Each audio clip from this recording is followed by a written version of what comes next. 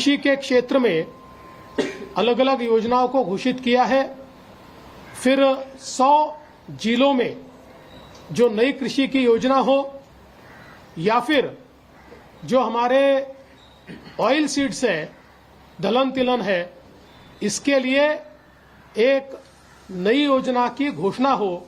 इस नई योजना के कारण बड़े पैमाने पर किसानों को फायदा होगा और केंद्र सरकार 100% माल खरीदने की बात कर रही है।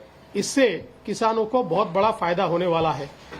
हमारे जो मच्छीमारी करने वाले किसान हैं, उनको भी 3 लाख रुपए की जगह 5 लाख रुपए क्रेडिट कार्ड के माध्यम से सीधे बिना ब्याज के मिलेंगे और कृषि के क्षेत्र में बहुत बड़े पैमाने पर निवेश ये होता हुआ हमको दिखाई देता है।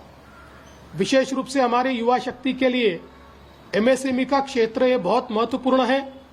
इस क्षेत्र में भी जो क्रेडिट लिमिट है और जो थ्रेशोल्ड लिमिट है, ये दोनों को बढ़ाने के कारण एमएसएमई को विशेष रूप से फायदा होने वाला है।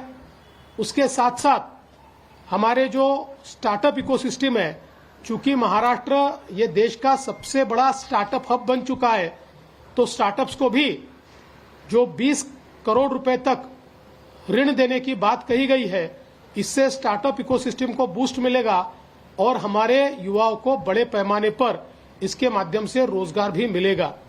इंफ्रास्ट्रक्चर के क्षेत्र में भी जिस प्रकार से पीपीपी को बढ़ावा देकर महाराष्ट्र के सीएम देवेंद्र फडणवीस को आप सुन रहे थे। आकाश जी, एक चीज और जो कहा जा रहा है 87A क्या है जिसके तहत ये माफ होगा?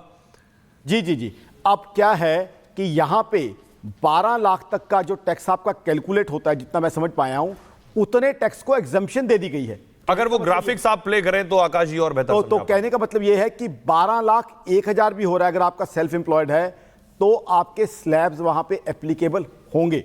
तो इसलिए एडवांटेज उन लोगों को बहुत मेजर एडवांटेज है जो 1198 कमाएंगे, 1199 कमाएंगे, 12 लाख तक कमाएंगे।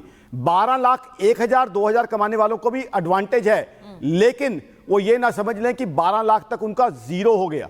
वहां पे जो है वो जो है उस हिसाब से उनको उतना मेजर एडवांटेज नहीं है। बट फिर भी इनकम टैक्स का एक मेजर बम्पर बूस्टर डोज दिया गया है, जिससे कंजम्पशन बढ़ेगी, जिससे लोग नई शॉपिंग करेंगे।